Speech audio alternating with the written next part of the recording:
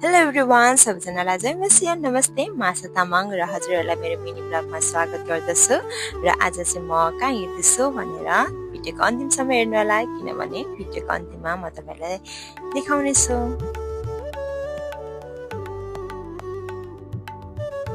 यदि हजुरहरूलाई चाहिँ यो बाटो चाहिँ थाहा छ भने चाहिँ प्लिज कमेन्ट गर्नु होला। कसैलाई थाहा छ कमेन्ट बक्समा कमेन्ट गर्नु होला।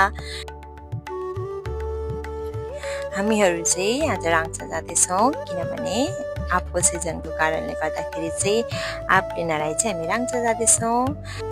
हामीहरू चाहिँ शान्ति चोकबाट माथि उकालो चढ्दैछौँ जहाँ चाहिँ कालिज फार्म पनि रहेको छ।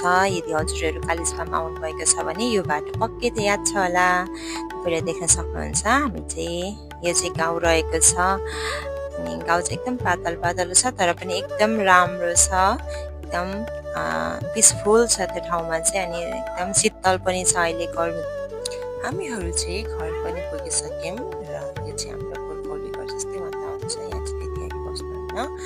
त्यसपछि आमा चाहिँ यहाँ बसिरहनु भएको थियो र अनि यो चाहिँ रातिको पानीले झरेको रहेछ आँपहरू अनि आमाले चाहिँ सबै टिपेर राख्नु भएको रहेछ र हामी पुग्यौँ। पुगेर एकछिन रेस्ट गरेर आँपहरू खायौँ।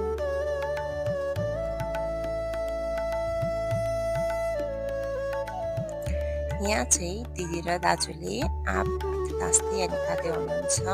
एकदम धेरै मिठो थियो भन्दै उहाँहरूले चाहिँ खाँदै हुनुहुन्छ र म चाहिँ यहाँ आमासँग भिडियोमा यता हेर्नुहोस् न भन्दै बोलाउँदै थिएँ अनि म चाहिँ हेर्दै हाँस्दै हुनुहुन्छ। उहाँ चाहिँ हाम्रो आमा हुनुहुन्छ, एकदम धेरै मिल्ने अनि मेहनत गर्ने पनि हुनुहुन्छ र यो जति पनि फलहरू अहिले हामी देखिरहेको छौँ उहाँकै मेहनतको फल पनि हो। उहाँले रेखदेखमा गर्नुभएको भए हामीले यसरी खानु पाउँदैन थियौँ र यो अब चाहिँ मेरो पालो आयो आँप खाने।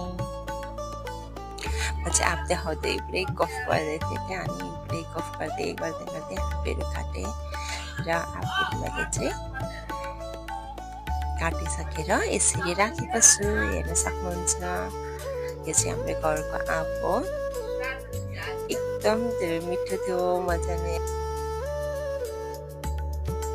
आँप खाँदैछु, एकदम धेरै मिठो थियो। यो चाहिँ हाम्रो घरको आँप हो अनि अब चाहिँ लगभग सकिन लागिसक्यो किनभने धेरैले मन पराउनुहुन्छ नि त अनि त्यो भएर घरमा आएर आँपहरू खाने लाने गर्नुभएको थियो अनि आँप चाहिँ सकिन लागेको छ। यदि हजुरहरू पनि आँप लभर हुनुहुन्छ भने कमेन्ट गर्नु होला। म चाहिँ एकदम मेरो फेभरेट नै आँप हो। एकदम धेरै रमाइलो गर्दै आँपहरू पनि खाइसक्यौँ र यो चाहिँ हामीले खाइसकेको आँप हो। सबैजनाले खाएको है, मैले मात्रै खाएको होइन। र हामी चाहिँ एकछिन बसेर अनि घर आउने बेलामा आमाले चटपटे बनाउनु भन्नुभएको थियो अनि र मैले चटपटे बनाएर हामी सबै बसेर खायौँ